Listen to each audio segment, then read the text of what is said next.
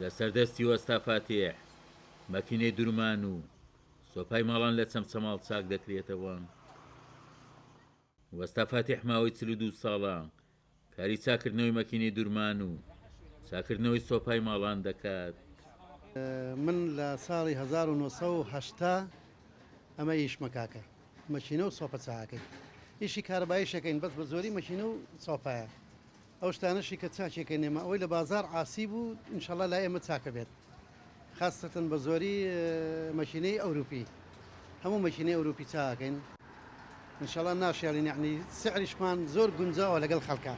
وەستا فاتێح خۆشحاڵە بە پیشەکەی و دەڵێت دڵسۆزیە و بۆ کارەکەی وای کردووە بە شەک لە وڵاتیان لە شارەکانی دیکەشەوە مەکینەی دورمان و سۆپاکان بن بۆ چەمچەماڵ بەمبەستی چاکردنەوەیان.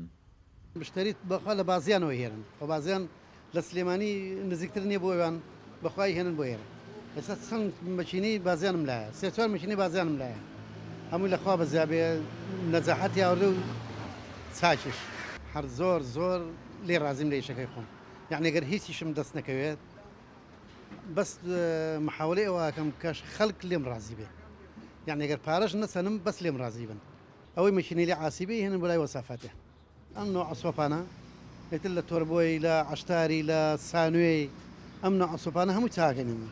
وەک وەستا فاتێح دەڵێ چاکردنەوەی مەکینەی دورمان و چاکردنەوەی سۆباکان بە باشترین شێوە ئەو دڵخۆش دەکات خۆشحاڵتریش دەبێت بەوەی لە بەرامبەر وەرگرتنی بەڕەپارێکی کەم کەلوپەلەکان بۆ هاوڵاتیان چاک دەکاتەوە. عومەر غەریب، کورسات نیوز، قەزای چەمچەماڵ.